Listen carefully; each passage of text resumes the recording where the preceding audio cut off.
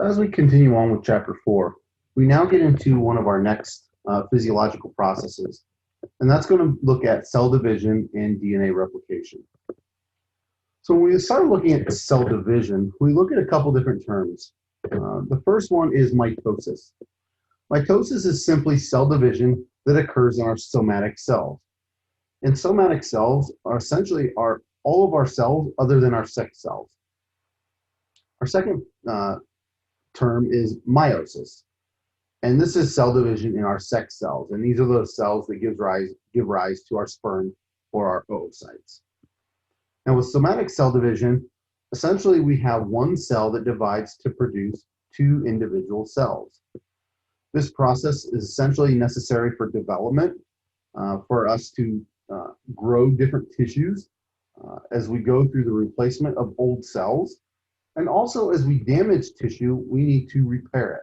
And so we see cell division in a multitude of different capacities. When we look at some of our structures, one of them is the centrosome, which we've already identified earlier in this chapter. And our centrosome is a pair of cylindrical centrioles, and they help to organize the microtubules that help to facilitate chromosome movement. And we know that chromosomes basically is all of our DNA, all of our chromatin that gets compact into those particular structures that aid us to go through cell division. We also have the forms of DNA in the cell, or where we have the different forms of DNA in the cell. And we have the nucleus that has the 46 DNA molecules. Again, we have the form that's loosely coiled called chromatin. And then we also have the chromosomal structures that are more tightly coiled. And it kind of depends on what phase that particular cell is in. So in order to understand cell division first, we have to understand the cell cycle. And the cell cycle depicts different steps in the replication of our somatic cells. Again, we've talked about when the cell divides, we actually get two identical cells, and we call these two identical cells daughter cells. When we look at the major phases of the cell cycle, we have two major phases. We have interphase that lasts about approximately 23 hours, and that's going to be divided in different subphases. And then we have the mitotic phase that lasts about 1 hour, and that's also going to be divided into some subphases. So here's our overall cell cycle, and you can see interphase basically is the 23 hours. It lasts the majority of the cell life cycle.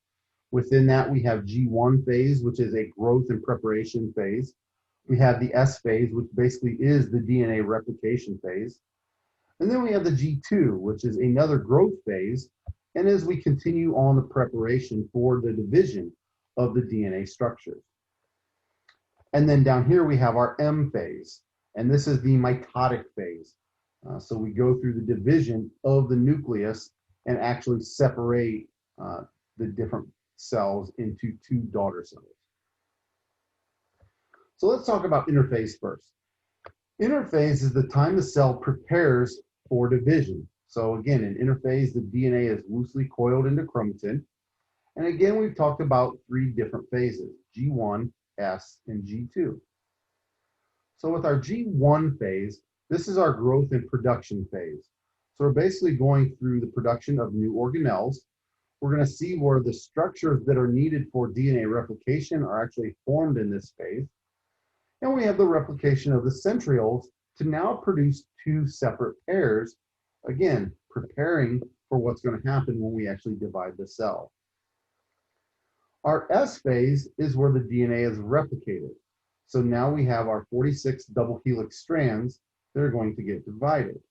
This requires deoxyribonucleotides as well as this particular enzyme at the bottom here, DNA polymerase. Now, just as with protein synthesis, we had RNA polymerase that added nucleotides to a developing mRNA strand. We now have DNA polymerase, which is now going to add DNA nucleotides to our doubling strands of DNA. And this is all occurring in the nucleoplasm of the nucleus.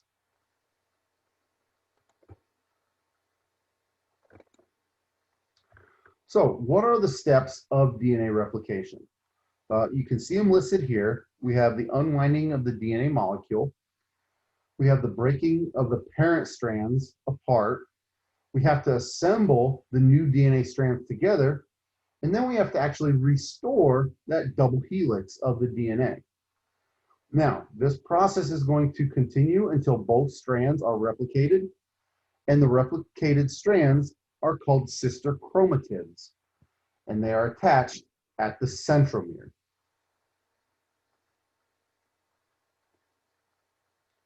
So now this is what basically happens with DNA replication. So it's somewhat similar to protein synthesis in that we're adding different nucleotides. However, again, because we're staying in DNA, the DNA nucleotides are going to be slightly different, with us now having T's instead of U's. So we have the DNA polymerase that's actually going to bind onto each strand of the DNA, and it's going to continue one in one direction, one in the other direction, as we continue to add the nucleotides. And so let's go ahead and talk about this. So the first couple phases, or the first couple steps here, the DNA helices actually begin unwinding from histones of the nucleosomes.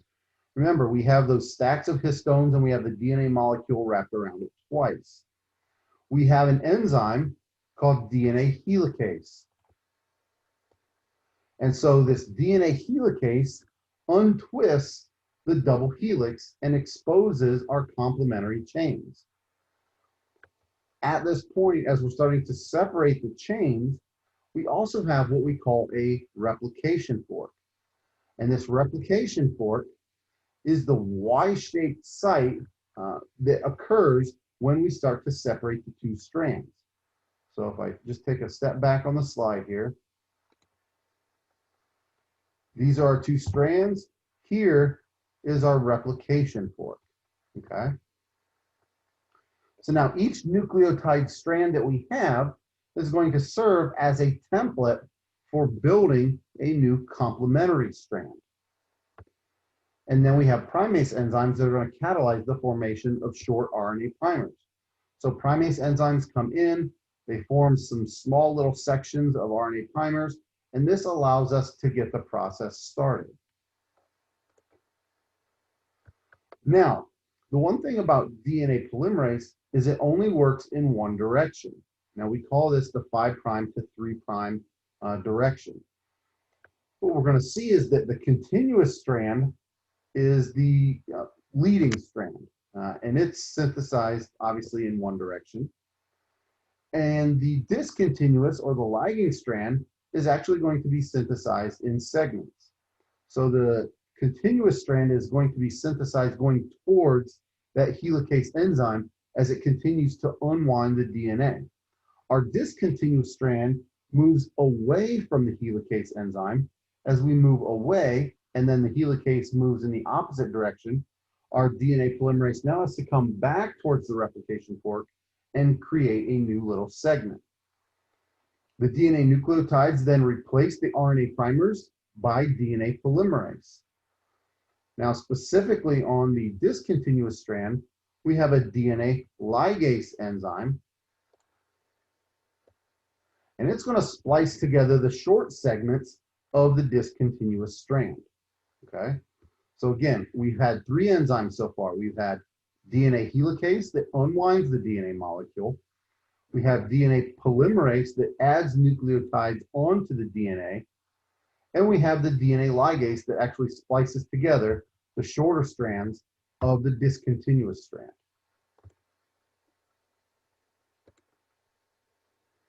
The end result then is two DNA molecules that are actually formed from the original. Now, we don't have two old strands on one DNA molecule and two new strands on the new DNA molecule. What we actually have is a semi-conservative process. And this mechanism that we go through with DNA replication is called semi-conservative replication, due to each of the new DNA molecules having one new strand and one old strand of the DNA. I did post a YouTube video here. I do believe this is actually linked in our Canvas section where I put the video announcements and have the video page. So you can go onto that and view those. So let me go ahead. I'm going to scroll back. So to kind of take all that back into perspective here. So here, it's not shown, but here we have our DNA helicase that actually comes in and opens up this DNA molecule. So now we're unwinding the DNA. Here we have our continuous strand. You'll notice that we have one strand of the old DNA molecule and the strand of the new DNA molecule. Here we have the RNA polymerase moving from this direction, the right side, to the left side of your screen. And you'll see the arrow down here. On the bottom strand, this is the discontinuous or the lagging strand. You'll see the arrow, it's moving in this direction from from left to right on your screen. And so again, here we've created a section of the new DNA. Here we're creating another section. It's going to continue on. And then this DNA polymerase comes back and binds to a little bit later or a little bit earlier into the strand. And again, moves left to right. Each of these locations then needs spliced together. And that's where our DNA ligase comes in, where it now splices these sections together and kind of welds them or fuses them. So then we move to our G2 phase. And our G2 phase is a very brief phase. Our centriole replication is completed and the enzymes for cell division are synthesized. Again, here's our interphase section. We have our two pairs of centrioles. Here is our nucleus with the DNA all located within it. And this is a microscopic image of a cell at interphase. So our next phase of the cell cycle is the M phase. And the M phase basically stands for the mitotic phase. It's the phase that follows interphase, and it includes mitosis and metaphase to produce two new cells. We have mitosis, which is the division of the nucleus, but then we also have cytokinesis, which is the division of the cytoplasm. We also include in the M phase 4 consecutive phases of mitosis. These 4 phases are prophase, metaphase, anaphase, and telophase. So with prophase, this is our first stage of mitosis. This is where we have the chromatin that's supercoiled into chromosomes with our sister chromatids. You can see here we have our sister chromatids basically attached to the middle. The nucleolus begins to break down, and you can see that in the middle here. The microtubules, or the spindle fibers, are actually going to grow from the centrioles. So you can see here that some of these microtubules are now starting to grow as those centrioles have actually moved to the poles of the cell. The centriole pairs are pushed apart to the opposite poles, which we just touched on and you can see. And then we have the dissolution of the nuclear envelope, and this actually marks the end of prophase, okay?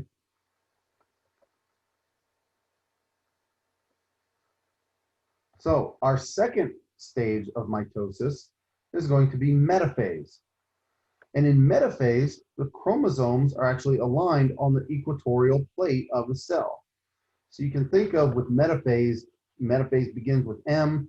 So here the chromosomes align along the middle of the cell. Again, you can see the spindle fibers extend from the centriole that are attached at each centromere of each chromosome.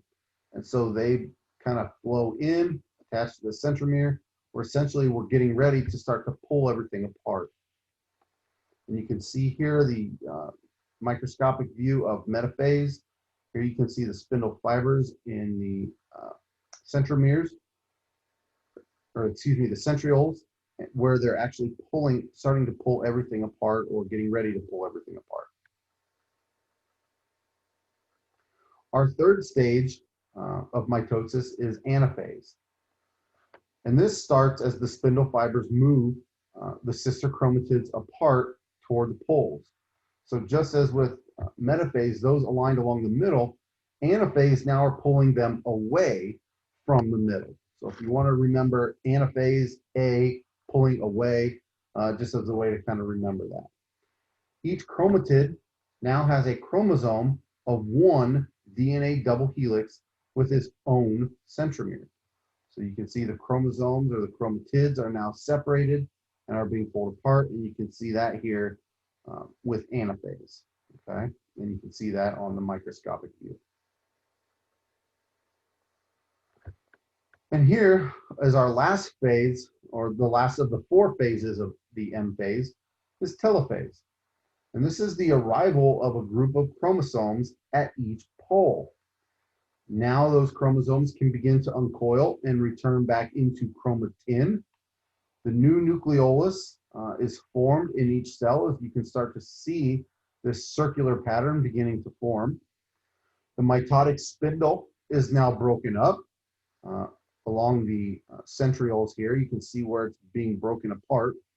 The new envelope now forms around the chromosomes. So now we got the nucleolus and we're beginning to form the nuclear envelope. And this ends nuclear division, okay? But one thing you can see is you can now see this cleavage furrow.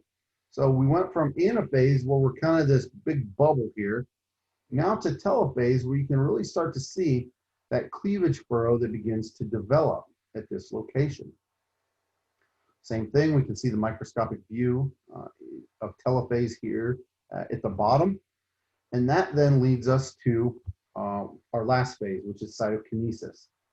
And now we have to divide or separate the cytoplasm of the cell. And so before we even get into it, why don't we make cytokinesis our attendance code word for today. It's an interesting word. I think it'll just be a really good one for today. So cytokinesis is going to be our code word. So our last phase here is division of the cytoplasm, and this is between our two newly formed cells. It can slightly overlap with anaphase and telophase, as you did start to see in anaphase where the cleavage furrow really started, and telophase where you could really start to see it a little bit more defined. We're going to see a ring of the microfilament proteins at the very cell periphery, and this allows us to now pinch the mother cell into 2 separate cells. Again, we talked about it resulting in a cleavage furrow, and this cleavage furrow gave us 2 new daughter cells. After cytokinesis is complete, cell division is officially complete.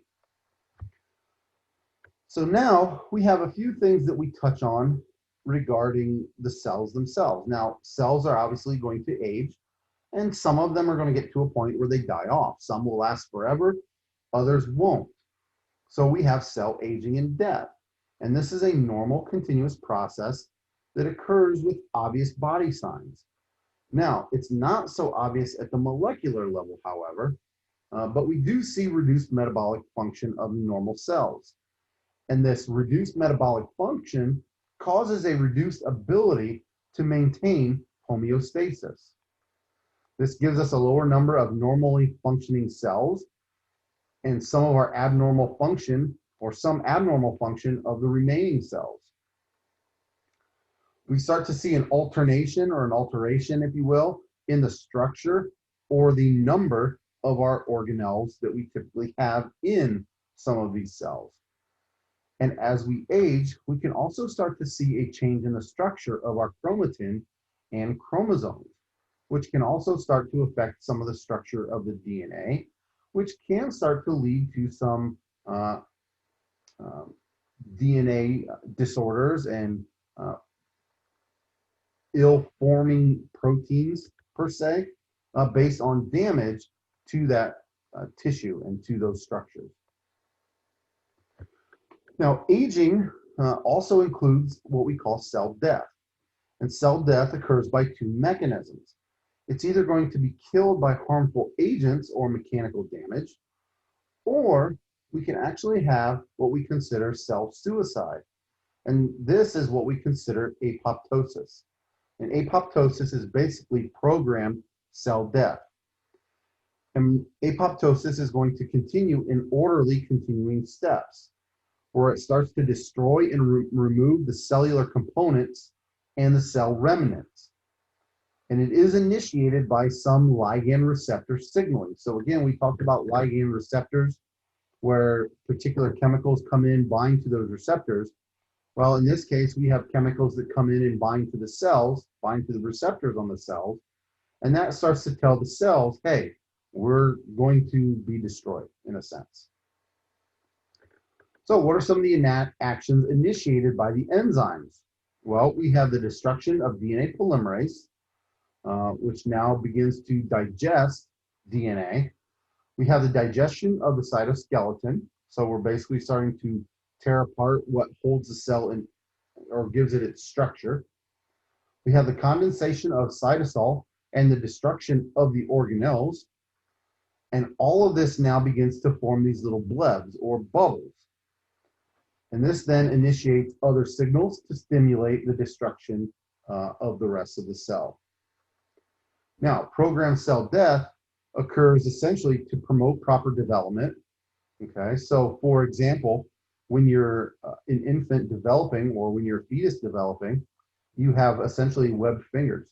And so what it does is it allows your body to start removing some of that webbing and some of that tissue between the fingers of your developing limb. So these are examples of apoptosis and how it prevents, or how I should say prevents, how it promotes proper development.